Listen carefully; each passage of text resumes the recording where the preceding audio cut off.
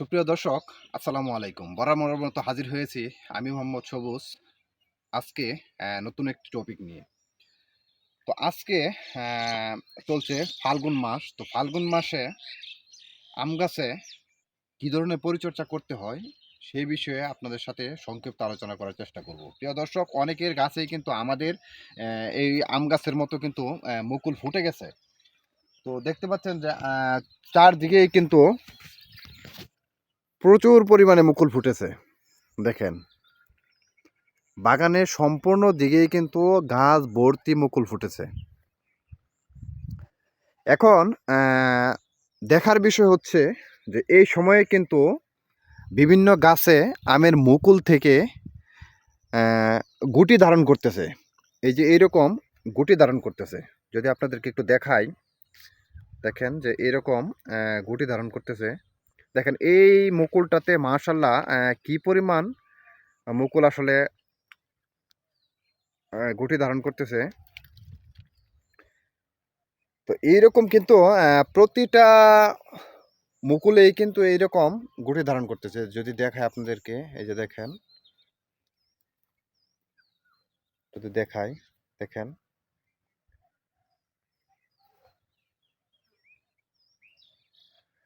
তো প্রিয় দর্শক, আজকে বিষয়টা হচ্ছে যে এই যে মুকুল থেকে গুটি ধারণ করতেছে, এই গুটিগুলো কিন্তু আস্তে আস্তে ঝরে পড়ে যায় বা ঝরে যায়। তো কি করলে মুকুলগুলা আসলে এরকমভাবে ঝরবে না, প্রচুর পরিমাণে গুটি হবে এবং গুটি থেকে আমে রূপান্তরিত হবে। তো সেটিই কিন্তু আপনাদেরকে আমি বোঝানোর চেষ্টা করব। প্রিয় দর্শক, যারা সেপ্টেম্বরের 30 তারিখের মধ্যে গাছের গোড়ায় সার প্রয়োগ করেছেন, আর কোনো সার প্রয়োগ করেন নাই বা সার প্রয়োগ করার প্রয়োজন হয়ও নাই, তারা কিন্তু এখন এই মুহূর্তে একটি সার প্রয়োগ করে দিতে পারেন।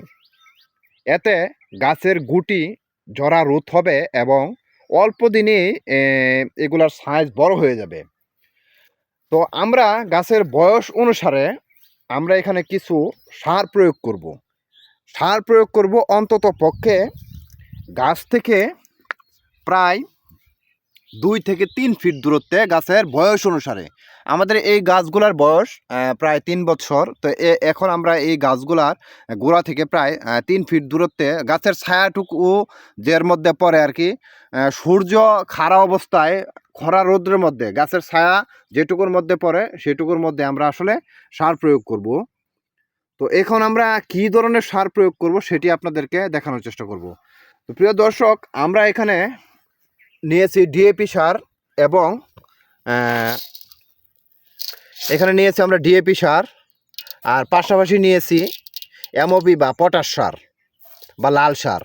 তো এটা কী পরিমাণ নিয়েছি, এখানে গাছের বয়স অনুসারে আমাদের গাছের বয়স, এই গাছগুলার বয়স হচ্ছে 3 বছর।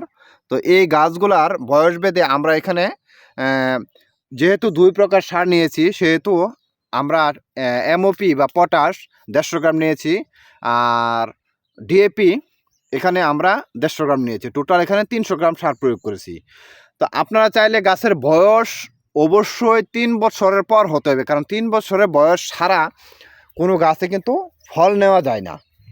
আর আমাদের এখানে 3 বছর বা তার ঊর্ধ্ব গাছও কিন্তু এখানে আছে। আমরা বয়স অনুসারে 3 বছরের গাছে আমরা প্রতি গাছে সার বেঁধে 150 গ্রাম করে নিয়েছি এবং 4 বছরের গাছে আমরা 200 গ্রাম করে সার নিয়েছি। আর আরেকটা বিষয় হচ্ছে, গুটি ঝরার পিছনে বা মুকুল ঝরার পিছনে আরেকটা কারণ থাকে, সেটা হচ্ছে সেচ ব্যবস্থাপনা। যদি সঠিকভাবে সেচ ব্যবস্থাপনা না থাকে তাহলে কিন্তু গুটি ঝরে যাওয়ার সম্ভাবনা থাকে। দেখেন যে এই গাছটিতেও কী পরিমাণ গুটি দাঁড়িয়েছে। যদি আপনাদেরকে একটু দেখাই, এই গাছগুলোতে কিন্তু গত বছরও কিন্তু আলহামদুলিল্লাহ ভালো ফলন হয়েছিল। তো এই বছরও কিন্তু আলহামদুলিল্লাহ আশা করতেছি যে কোনো প্রাকৃতিক দুর্যোগ যদি দেখা না দেয় তাহলে কিন্তু ভালো ফলন হবে। দেখতে পাচ্ছেন বাগানের সবগুলা গাছেই কিন্তু মুকুল আসছে এবং কি মুকুল ফুটে গিয়ে গুটি আকার ধারণ করতেছে। তো প্রিয় দর্শক, আপনারা যাদের গাছে মুকুল ফুটে গেছে এবং মুকুল ফুটে গিয়ে গুটি ধারণ করতেছে, সেই সব গাছে প্রতি সপ্তাহে অন্তত একবার পানি সেচ দিতে হবে। কারণ পানি সেচের কারণে কিন্তু অনেক সময় এই গুটিগুলা ঝরে যায়। আর সার প্রয়োগের পর অবশ্যই পানি সেচ দিতে হবে। দেখেন যে কি পরিমাণ গুটি আসলে ধারণ করছে, এটা কিন্তু মাটিতে লেগে গেছে।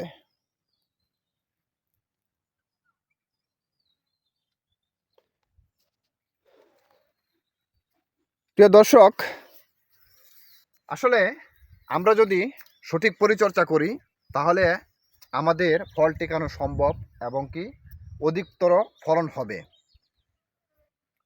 তো দেখা হবে নতুন কোনো ভিডিওতে, নতুন কোনো আলোচনা নিয়ে। সে পর্যন্ত সবাই সুস্থ থাকুন, ভালো থাকুন। আল্লাহ হাফেজ।